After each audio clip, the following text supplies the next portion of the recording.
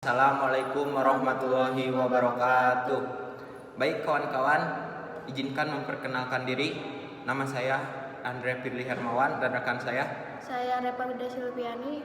Kami dari kelompok 11 akan mempresentasikan tentang teori tentang uang. Di sini ada beberapa rumusan masalah. Yang pertama adalah uang dalam ekonomi konvensional. Yang kedua ada teori permintaan uang, dan yang terakhir ada uang dalam ekonomi Islam. Definisi dan ciri-ciri uang. Uang adalah benda-benda yang disetujui oleh masyarakat sebagai alat perantara untuk mengadakan tukar menukar perdagangan. Disetujui adalah terdapat kata sepakat di antara anggota-anggota masyarakat untuk menggunakan satu atau beberapa benda sebagai alat perantara dalam kegiatan tukar menukar. Yang kedua adalah fungsi uang. Dari uang yaitu sebagai perantara tukar menukar. Yang kedua adalah uang sebagai satuan nilai. Yang ketiga adalah uang sebagai alat bayaran tertunda. Yang keempat adalah uang sebagai alat penyimpan nilai. Teori permintaan uang dalam pendekatan ekonomi Islam dan ekonomi konvensional. Uang adalah sesuatu yang secara umum dapat diterima dan digunakan para pelaku ekonomi di dalam pembayaran untuk pembelian barang-barang dan jasa-jasa serta untuk pembayaran utang-utang. Dengan demikian, uang dapat didefinisikan dari fungsi dan peran uang itu sendiri, yaitu sebagai alat pertukaran, unit penghitung, penyimpanan nilai, dan sebagai standar pembayaran yang ditangguhkan. Islam mengenal berbagai jenis uang diantaranya. Yang pertama adalah dinar dan ain, mata uang terbuat dari emas cetakan. Yang kedua adalah dirham dan warik, mata uang yang terbuat dari perak cetakan. Yang ketiga adalah dirham maksusah, mata uang terbuat dari campuran perak dan metal lain. Yang keempat adalah fulus, mata uang terbuat dari tembaga. Untuk demikian itu bisa diterima secara meluas dengan maksud untuk mencari pembeli yang kebetulan mau menukarkan barangnya dengan barang lain yang kebetulan dibutuhkan oleh penjual. Teori permintaan uang dalam pendekatan ekonomi Islam dan ekonomi konvensional. Ada dua alasan utama memegang uang dalam Islam, yaitu motivasi transaksi dan berjaga-jaga.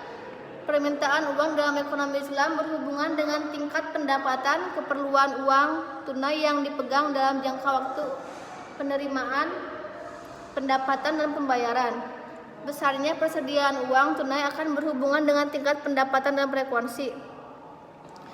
Motivasi berjaga-jaga muncul karena individu dan perusahaan menganggap perlu memegang uang tunai di luar apa yang diperlukan untuk transaksi, guna memenuhi kewajiban dan berbagai kesempatan yang tidak disangka untuk pembeli di muka.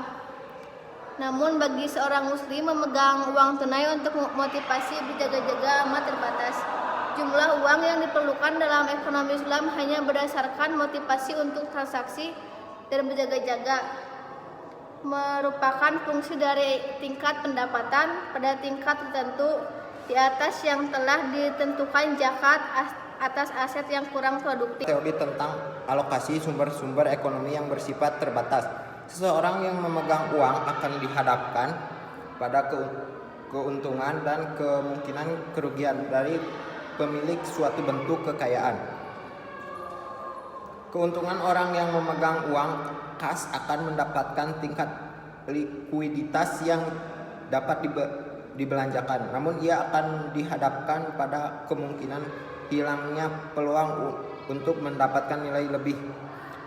Ada dua teori tentang permintaan uang. Yang pertama ada teori permintaan uang klasik, di mana teori permintaan uang klasik tercerminkan dalam teori kuantitas uang. Pada teori ini diperuntukkan untuk menerangkan peran uang dalam perekonomian. Dengan sederhana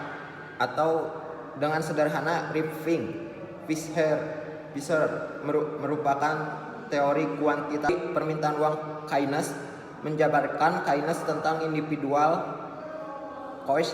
Marshall Figon adalah keinginan seseorang untuk mengatur uang atau asetnya di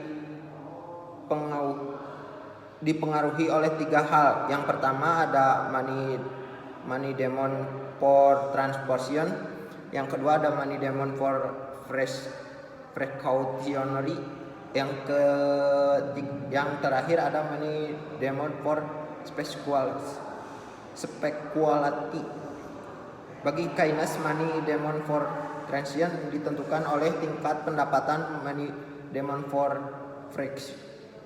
precautionary ditentukan oleh tingkat pendapatan, money demand for speculity ditentukan oleh tingkat suku bunga.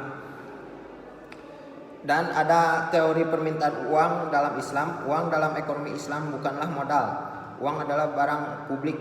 Jika semua orang berhak memiliki uang yang berlaku di suatu negara, dapat diartikan sebagai flow convect.